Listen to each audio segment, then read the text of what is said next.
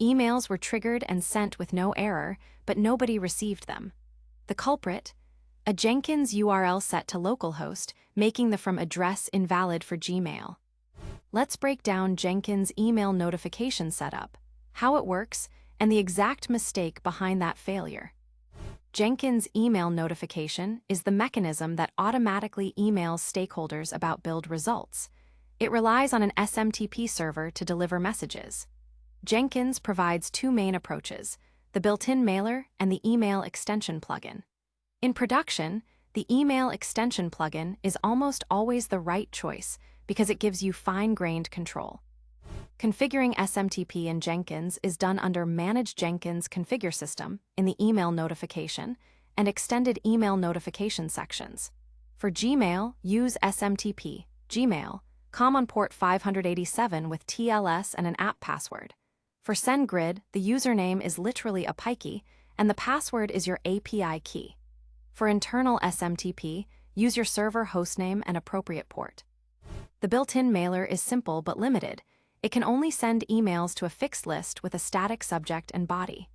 The email extension plugin, on the other hand, allows per-trigger configurations, custom templates using tokens, Groovy scripting, and attachments.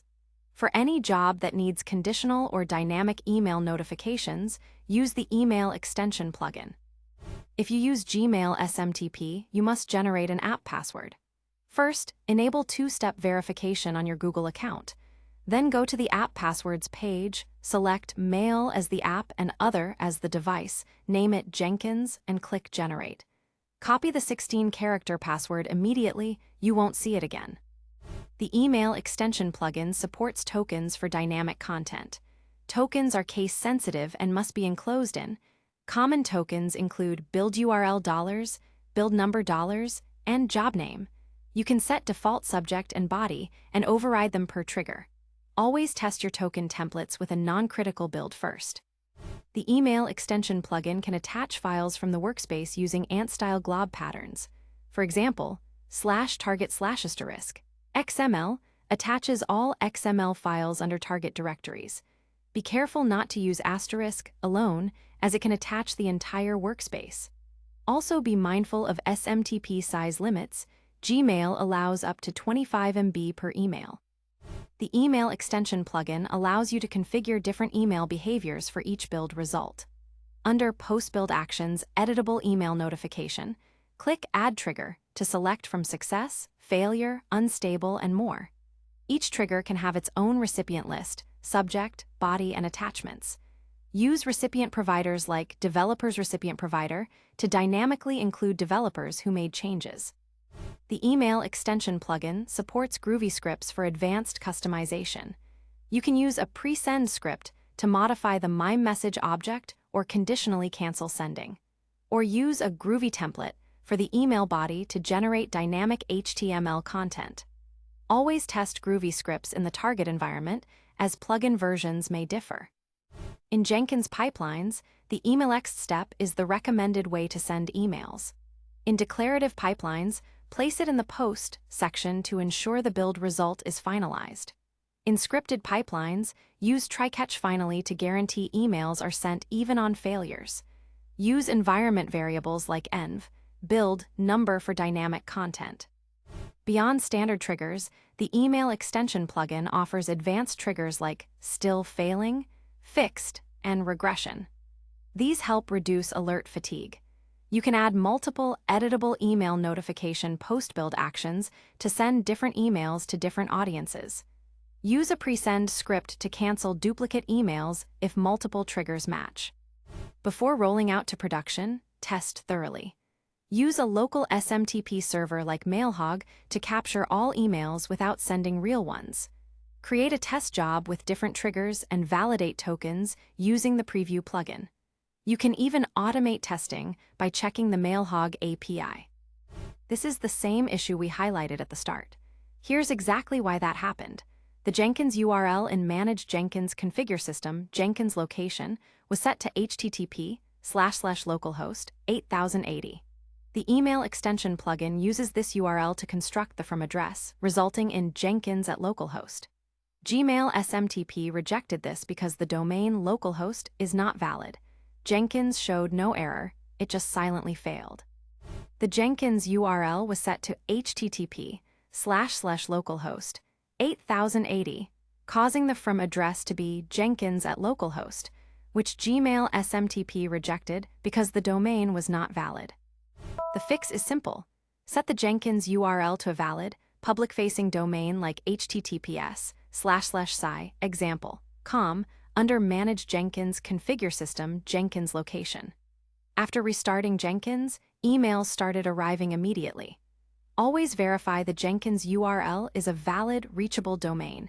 It affects not only emails but also links and notifications. This is the exact mistake from the incident. Setting the Jenkins URL to localhost causes the from address to be invalid, and many SMTP servers will reject the email. Always set it to a public-facing domain.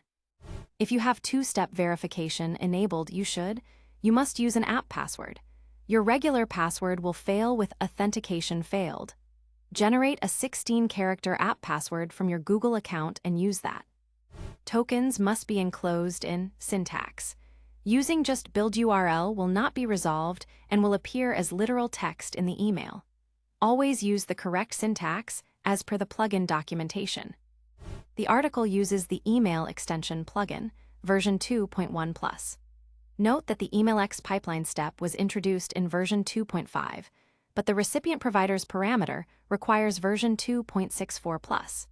If you are on an older Jenkins LTS, e.g., 2346X, ensure you have at least email extension 2.64 to use the dynamic recipient providers shown in the article.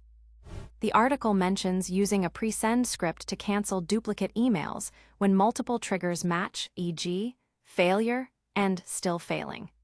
Here is a concrete Groovy script that cancels the email if a similar email was sent recently, preventing alert fatigue.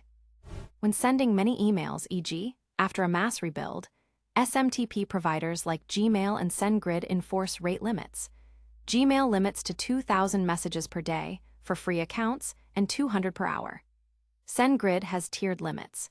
If your pipeline triggers many builds, consider batching notifications or using a dedicated SMTP service with higher limits to avoid silent delivery failures. When emails don't arrive, follow a systematic approach. First, check Jenkins system logs for email-related messages. Test SMTP connectivity directly from the Jenkins server using OpenSol. Verify the Jenkins URL is set to a public domain. As a last resort, enable mail debug by adding dmail. Debug equals true to Jenkins startup arguments, but use it temporarily as it may log credentials. Let's run through some common interview questions. How to configure Gmail SMTP in Jenkins? Install email extension, set SMTP, Gmail, COM587, use app password. Difference between built-in mailer and email extension. Built-in, single trigger static. Extension, per trigger tokens Groovy. How to dynamically set recipients based on committers. Use developer's recipient provider in email extension. And a few frequently asked questions. Why are my Jenkins emails not being sent? Check Jenkins URL, SMTP credentials, and trigger configuration. How do I generate a Gmail app password? Enable 2FA, go to My Account, Google.com/apppasswords, generate for mail. Can I send HTML emails? Yes, set content type to text/HTML and use HTML in body or Groovy template. Let's recap the key takeaways. First, always use the email extension plugin for production email notifications. Second, set the Jenkins URL to a public-facing domain to ensure valid from addresses. Third, store SMTP credentials in the Jenkins credentials store, never in plain text. Finally, test your email configuration with a local SMTP server like Mailhog before rolling out to production. Ready to go deeper? Up next, Jenkins environment variables reference, then Jenkins build triggers. Find them all at TheCodeForge.io. Thanks for watching. The full article and code examples are covered in detail at TheCodeForge.io.